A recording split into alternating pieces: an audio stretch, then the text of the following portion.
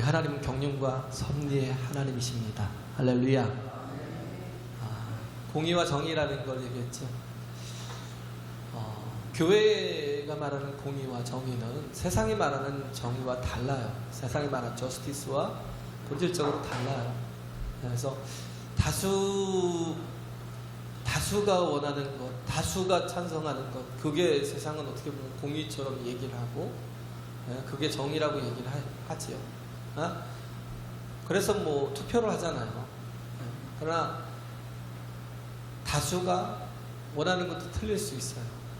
다수가 원하는 것도 잘못될 수 있습니다. 왜? 인간은 원래 그 소욕이 강한 사람이기 때문에, 욕심이 과한 사람이기 때문에, 그 욕심이 죄를 낳고 죄가 사망을 낳기 때문에, 그래서 인간이 하는 모든 일들은, 세상에 하는 모든 일들은 인간을 유익하게 하는 게 별로 없어요. 왜? 자기 욕심을 따라 행하기 때문에, 자꾸 죄를 낳기 때문에, 그렇기 때문에 주변을 더 힘들게 하고 아프게 하고 고통스럽게 하는 것 뿐이죠. 그러나 하나님이 경륜과 섭리를 가지신 하나님은, 경륜과 섭리를 가졌다라는 건 우리에게 말씀하셨고 말씀하신 대로 이루어 가신다. 이게 하나님의 공의요 하나님의 정의라는 겁니다. 할렐루야. 그래서 우리가 좀 먼저 알아야 될 게 있어요. 제가 칼빈의 기독교 강연처럼 칼빈을 좋아하지도 않지만, 거기서 보면 하나님에 대해서 네 가지로 그 신론에 대해서 설명을 하는데, 하나님은 어떤 하나님은 창조의 하나님, 그가 우리의 알파와 오메가요, 처음과 나중에 시작과 끝이 되셨는데, 그리고 또 반드시 우리 마지막이신 하나님이에요. 그리고 그렇기 때문에 그가 시작하셨고 이루셨다라는 거예요. 창조하셨다. 그래서 전능하신 하나님. 그런데 그 하나님은 모든 것을 다 아시는 하나님. 누굴 아셔요? 나를 아셔요. 할렐루야. 태초부터 나를 아신다는 거예요. 저는 이 말씀이 너무 감격스러워요. 하나님께서 태초부터 나를 아신다. 나같이 죄 많고 허물 많고 하나님의 철천지 원수같이 행하던 나를 아신다고? 바울을 아신같이. 바울이 어떤 사람이었어요? 하나님을 핍박하고 대적하는 사람이었어요. 자기의 열심을 가지고 그 자신의 그 성공의 그 욕심에 취해서 그것이 하나님의 뜻이라고, 그것이 하나님의 일이라고 믿고 오히려 하나님을 핍박하던 바울처럼 우리가 그런 사람들이죠. 하나님 앞에 죄인된 사람들, 연약한 심령들, 원수된 사람들. 그런데 하나님께서 태초전부터 나를 아셔서, 그래서 우리를 구원하시기 위해서 아들 예수 그리스도를 이 땅에 보내주셨고, 그를 십자가의 그 형틀에 달아 어떻게 하셨어요? 보배로운 피를, 그 보배로운 피를 흘려 나의 모든 죄를, 우리의 모든 죄를 다 씻어주셨다고요. 할렐루야. 그리고 우리 그 구원을 얻는 길을 열어주셨어요. 그러면 그 구원을 얻는 길이 뭐예요? 모세가 광야에서 뱀을 든 것 같이 인자도 십자가에 들려야 한다는 거예요. 그럼 뭐예요? 십자가에 달린 예수를 바라보라는 거예요. 나의 죄를, 나의 허물을, 나의 사망을 그가 다 짊어지고 십자가에 달리셨다. 십자가에 달린 예수 그리스도를 바라볼 때 그 앞에서 뭐예요? 내가 회개할 수 있고, 우리가 회개한다고 용서가 안 되면 무슨 소용이겠어요? 그잖아요? 내가 누구한테 잘못을 했는데 내가 아무리 잘못했습니다, 나를 용서해 주세요 한다고 해서 용서를 안 해주면 내가 회개하는 그런 노력이 모든 게 허사가 되잖아요. 사람들은 그래요. 쉽게 마음을 안 풀어요. 쉽게 용서하지 않아요. 어떻게 보면 저도 그렇죠.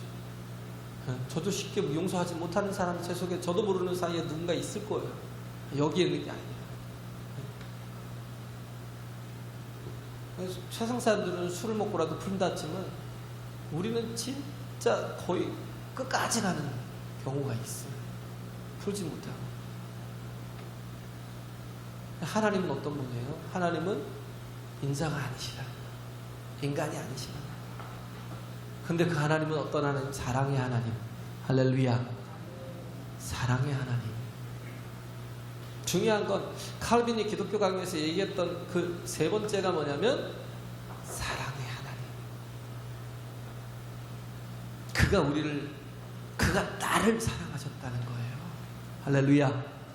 그가 사랑의 하나님이시지만 그가 뭐 개들을 좋아하시거나 그잖아요.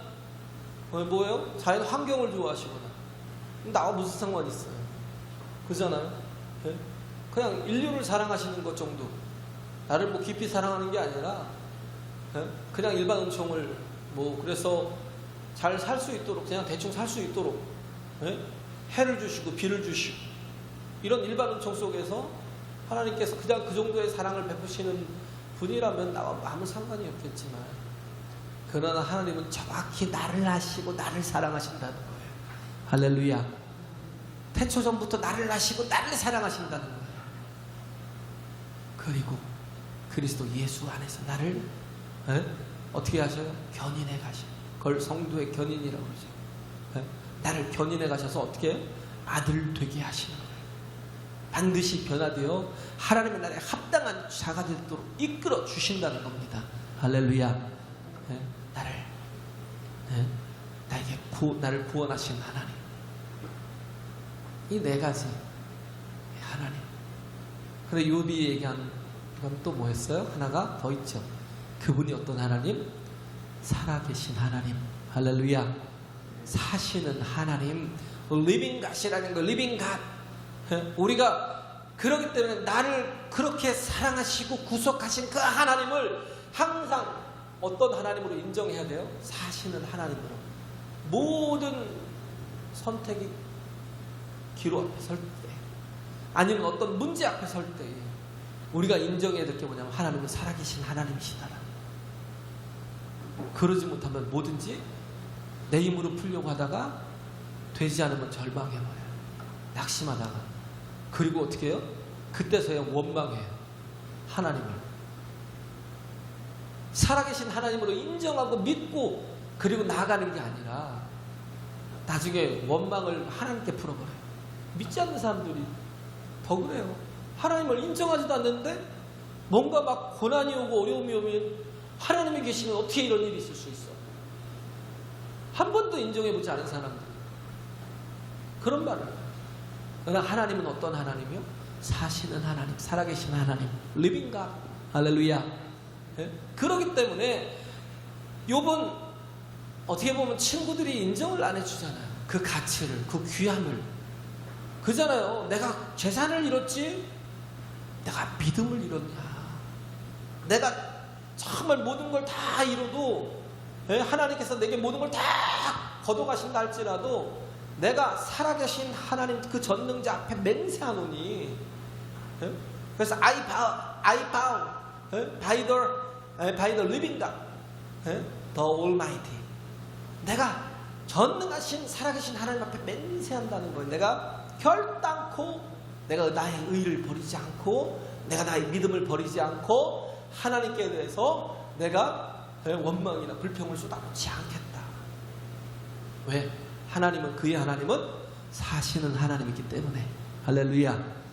살아계신 하나님이기 때문에 우리는 상황과 조건이 안 맞으면 하나님이 나를 버리셨고 아니 하나님이 안 계시고 그렇게 판단을 해버려요. 하나님이 안 계시는 거야. 다윗처럼 다윗이 골리앗 앞에서 설 수 있는 그 힘이 어디서 나왔겠어요? 살아계신 하나님, 그분이 나와 함께 하신다는 걸 믿기 때문에. 할렐루야. 그러니까 모두가 다 이스라엘 온 군대가 다 떨고 사울왕이 다 떨어도 다윗은 떨지 않고 내가 저를 살아계신 하나님의 군대를 모욕하는 저를 내가 반드시 칠 것이다라는 이유잖아요. 세상 사람 엘리바스, 빌닷, 소발은 뭐예요? 네가 이렇게 망한 이유가, 네가 이렇게 이런 조건이 되고 이런 상황이 된 이유가 네가 악인이기 때문이야. 네가 참 하나님이 모든 사람에게 하물며 모든 민물에게까지도 일반적인 은총을 베풀어 주는데 너는 그것조차도 받지 못하는 거 보니까 너는 구더기요 벌레야. 나중에 어마어마하게 그렇게 뭐예요? 저주해 버려요. 그 믿음을 인정치 않아요. 그것도 무엇으로 저주해요? 하나님의 이름으로. 교회가 참 위험한 게 그거라니까요. 우리가 참 보면 내가 속이 상하고 내가 마음이 언짢으면요, 자꾸 막 하나님의 빗대가지고 판단을 하고 정죄를 할 때가 있어요. 그렇게 우리 그런 사람이 되지 말고, 어려워도 힘들어도 네가 그래, 야 정말 이렇게까지 무너졌는데도 네가 믿음으로, 그래도 믿음으로 살려고 애쓰는구나. 그 가치를 인정하면 얼마나 좋아요. 할렐루야. 근데 그걸 인정하지 않아요. 그렇기 때문에 우리 하나님을 우리가 온전히 알아야 되는데, 그 하나님은 전지전능하신 하나님이요, 사랑의 하나님이요, 구원하시는 하나님이신데 그 안에는 살아계신 하나님이시라는 걸 믿어야 돼요. 믿어야 돼요. 할렐루야. 그래야 내가 매 순간, every moment, 매 순간 I am so surprised by the God. 하나님 때문에 놀랄 수 있는, 하나님 때문에 늘 하나님의 놀라움을 경험하는 거예요. 하나님의 영광을 보는 거예요. 왜? 그 하나님은 나에게 어떤 하나님? 살아계신 하나님. 할렐루야. 살아계신 하나님. 그래서 지난주에는 하나님을 알아야 되는 것에 대해서 말씀했고, 오늘은 또 뭐예요? 그 하나님이 뭘 가지셨어요? 비밀을 가지셨다. 그 하나님이 비밀을 가지셨다라는, 오래전부터, 아주 오래전부터 비밀리에 중요한 계획을 세우셨다라는 거예요. 이 계획을 하나님이 갖자마자 어떻게 했어요? 비밀리에 붙이고 아무도 모르게 하셨는데, 이것을 나중에 예수께서 오셔서 십자가에 그 사역을 통해서 승리하시고 부활하신 이후로 어떻게 하셨어요? 이 비밀들을 다 풀어버리셨어요. 모두 다 알게 하기 시작했다는 거예요. 이 비밀이 뭐예요? 우리 이방인에게까지도 복음이 전파되는 것. 할렐루야. 원수된 우리를, 이방인된 우리를, 골로새 성도들이 어떤 사람들이에요? 이방인들이잖아요. 그냥 유대인들, 하나님 택한 선민만 구원하시는 게 아니라 다들 그렇게 알고 있어서 이방 전도를 하지 않았어요. 이방에 대한 선교를 하지 않았어요. 그러다가 바울이 이것을 알았던 거예요. 하나님이 이방인들에게까지도 복음을 전하려는 계획을 가지고 계셨어.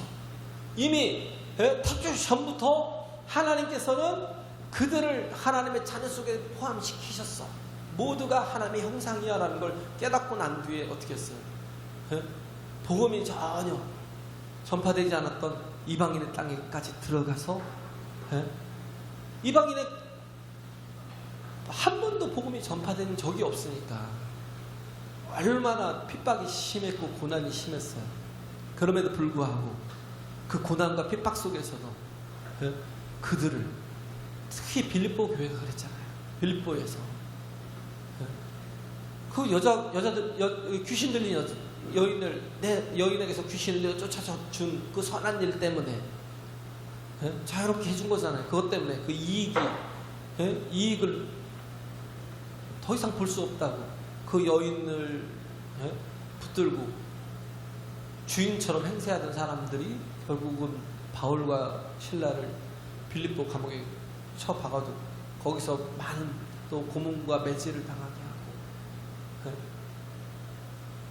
정말 얼마나 슬프겠어요. 야, 하나님 어떻게 내가 이렇게 복음을 전하는데 이렇게 나를 아프게 하십니까? 나를 이렇게 고난 가운데서 매번 이렇게 힘들게 하십니까? 라고 원망할 수 있는데, 바울과 실라는 원망하지 않고 어떻게 했어요? 기도하고 찬송하더라. 할렐루야. 조건과 상황에 상관없는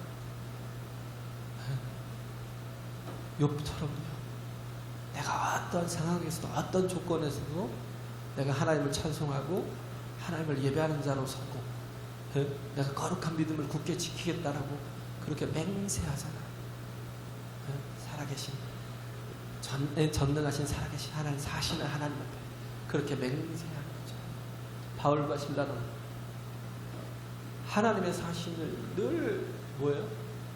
그 임마누엘 하시는 하나님을 통해 경험하기 때문에 그 어떤 곳에도 흔들리지 않고, 그래서 하나님의 비밀이, 이 비밀이 뭐예요?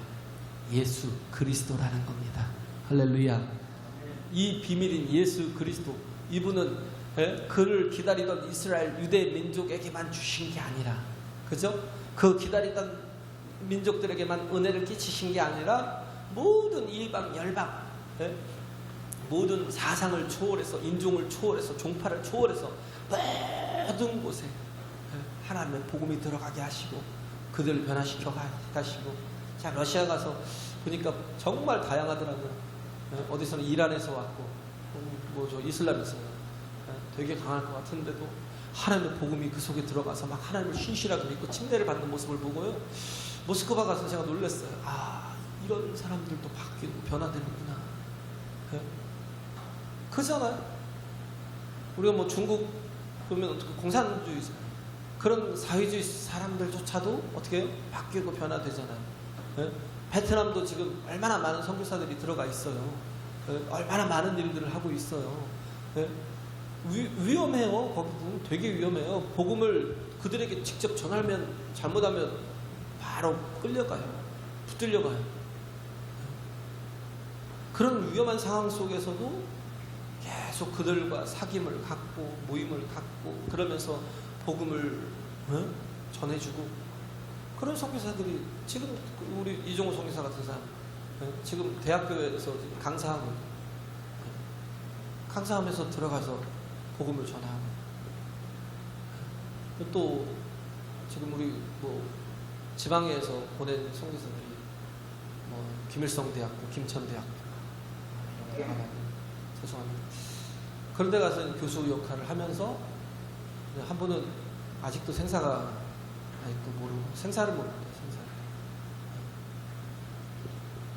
생사를. 기란. 네, 그래요. 하여튼. 그래서 하여튼 이 복음이 들어가지 않아야 될 곳이 없어요. 이 복음이라는 것이요, 내가 다른 사람은 다 전해도 나를 그렇게 핍박하고 미워하는 너에게는 복음을 못 전해. 너는 그냥 차라리 지옥 가. 이런 마음 가지면 주님의 마음이 아니에요. 우리가 꼭 해야 될 게 뭐냐면 복음을 전하는 거. 할렐루야. 이 바울이 이걸 알았던 거예요. 복음의 비밀을 알았던 거예요. 복음은 예수 그리스도이신데, 예수 그리스도께서 이루신 모든 이 죄사함과 또 새롭게 하시는 이 의를 입혀주시고 또 하나님의 자녀 삼아주시고, 그래서 하나님의 상속자로 또 세워주시는 이 모든 일들을 다 누구나 다 받을 수 있다. 그렇기 때문에 이방인들에게 가서 복음을 전하고 그 이방인 땅에 가서 교회를 세우고 그렇게 열심히 노력한 끝에요, 나중에 보면 거의 대부분이 이방인이었어요. 초대교회 성도들이 거의 대부분이 이방인들이었고요. 그러면서 뭐 68년 그 BC 아니 AD 68년에서 뭐 70년 사이에 핍박이 네로를 통해서 되게 컸잖아요. 어마어마하게 심했어요, 핍박이. 근데 그 모든 핍박을 다 견디고 이기고 승리하고 결국 어떻게 했어요? 로마를 함락시켰어요. 복음으로. 할렐루야. 복음으로. 그건 뭐예요? 그렇게 그들을 핍박하고 미워하고 그들을 죽이는데도 불구하고 그들을 불쌍히 여기는 마음. 이 사랑, 하나님의 사랑이 어느새 그들 속에 들어가 버린 거예요. 할렐루야. 하나님의 사랑이, 우리는 전혀 몰랐던 하나님의 사랑이 이미 이제는 또 우리 속에 들어와 있는 거예요. 하나님을 알면 알수록 노출 효과라고 그러죠. 노출 효과. 내가 변화돼요. 하나님을 더 가까이 하면 할수록. 예. 그잖아요. 뭐 드라마의 세계에 빠지지 마시고, 어떻게 보면 또 아니면 뭐 세상의 어떤 뭐 향락의 세계에 빠지지 마시고, 좀 더 하나님께 가까이 가면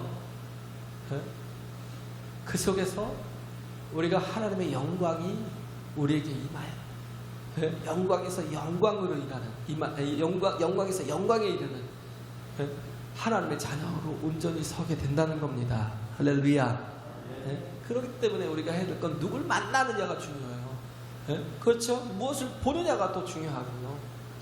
우리가 그래서 예배하고, 우리가 또 기도하고, 정말 주를 만나고 주 안에 거하고, 정말 그 살아계신 하나님이 내 안에서 임마들 하셔서 나와 동행해 주시고, 늘 그래서 세상의 기준으로 살지 않고 항상 말씀의 기준이 되어 살아가는, 내 기준이 있어요. 항상 내 기준이.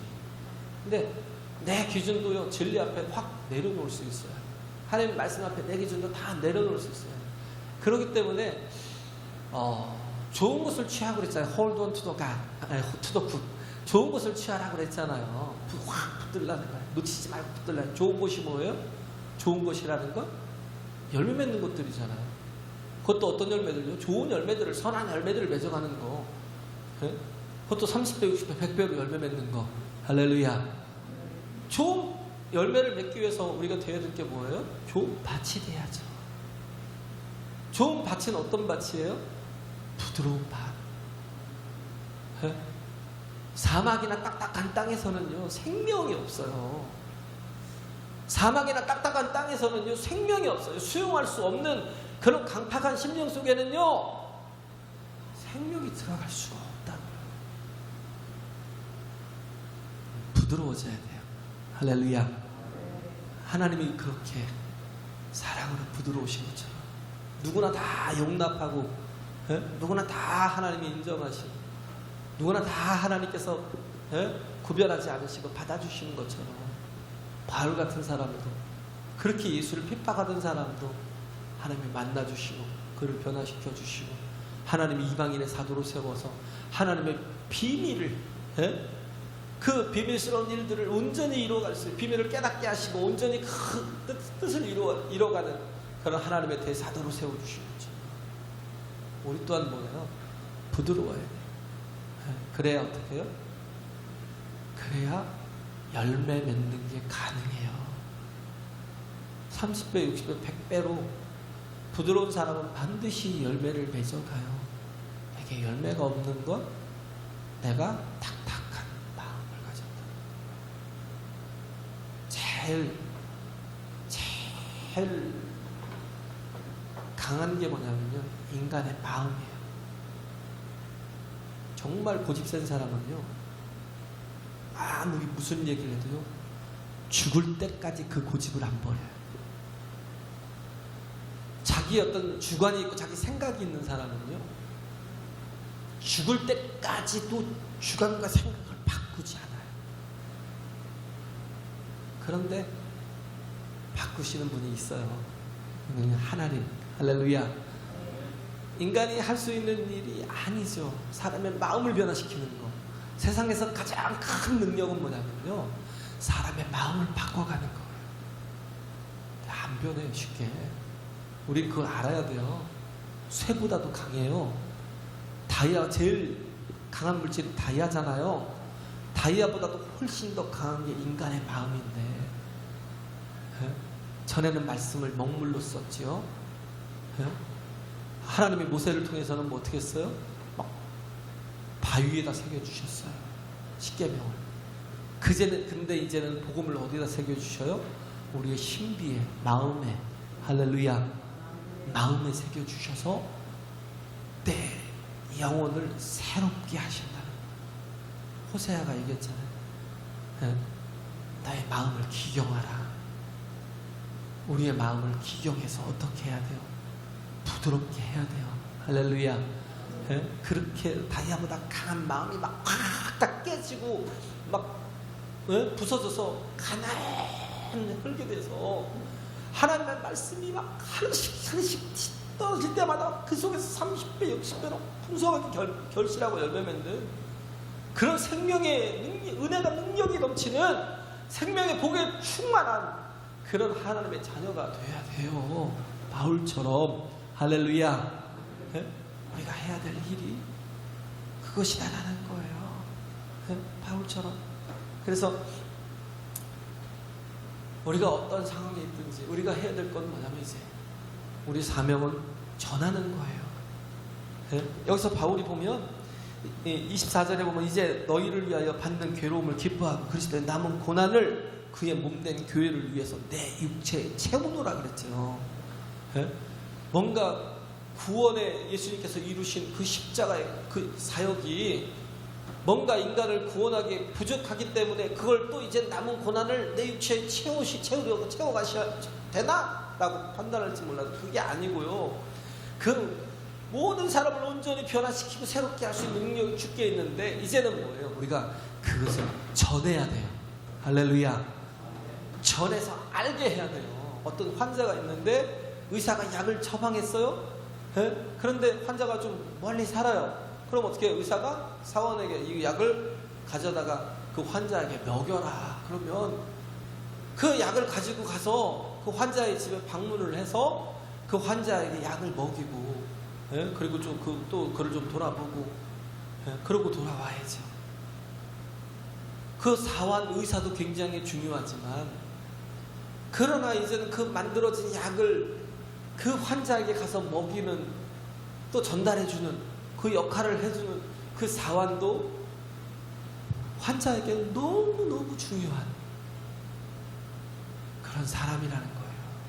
우리가 이렇게 복음의 통로로 쓰임 받아야 된다는 거죠. 할렐루야. 네, 은혜의 통로로, 축복의 통로로. 그래서 27절에 보면 하나님이 그들로 하여금 이 비밀의 영광이 이방인 가운데 어떻게 풍성한 것을 알게 하려 하심이라. 이 비밀은 너희 안에 계신 그리스도니 곧 영광이 소망이라.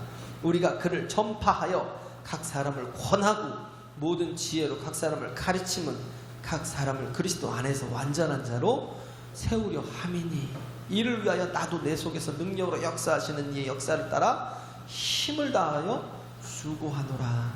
할렐루야. 예. 우리가 이렇게 정말 서야 된다는 것. 예. 이렇게 정말 하나님이 우리에게 주신 이 참된 것, 그잖아요. 이 진리를 우리가 가지고 와서 영혼들을 살리는 귀한 역할을 전하지 않으면 어떻게 듣겠어요? 듣지 않으면 어떻게 믿겠어요? 믿지 않으면 어떻게 구원을 받겠냐고요. 주님께서 나 같은 것에도 들을 수 있는 사람들을 보내주셨고 믿게 하셨고 구원을 받게 하셨던 것처럼 이제는 내가 그 복음의 전달자가, 그 십자가의 전달자가 되어야 된다는 것입니다. 할렐루야. 네, 이 믿음, 이 신앙이 우리에게 꼭 있어야 됩니다. 우리가 가진 복음은 참된 거예요. 우리가 가진 복음은요 진짜라고. 네? 뭐 진품명품 하듯이 진품의 가치가 얼마나 귀해요.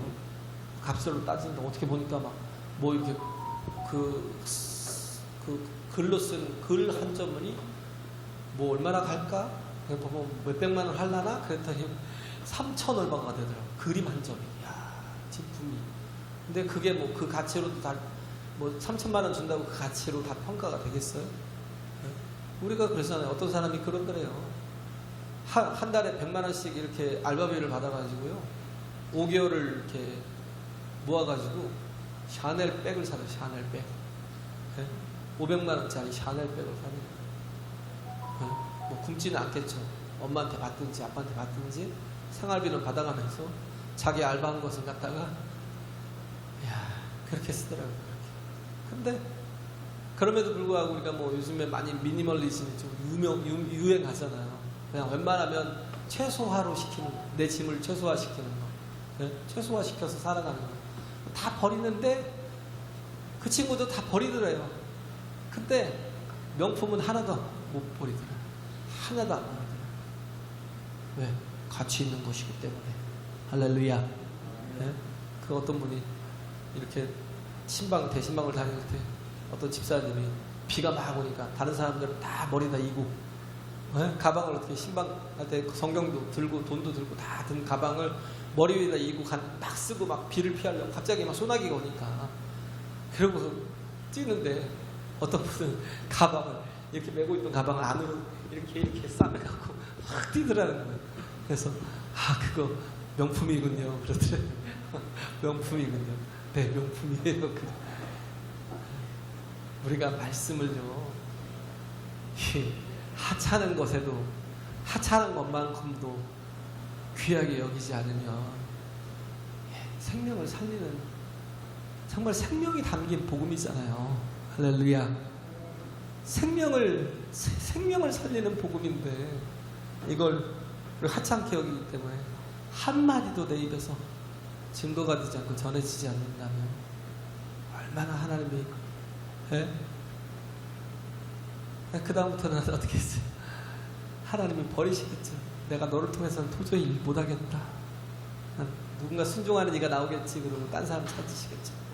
우리가 해야 될 거는요, 우리 빈자리 많은 게 복이에요. 우리가 채워야 될 복. 할렐루야. 이 자리를 가득 채우는 그런 하나님의 비밀을 안 자로서 정말 하나님의 복음을 땅끝까지 전하는 저와 여러분 되시길 간절히 바랍니다. 할렐루야.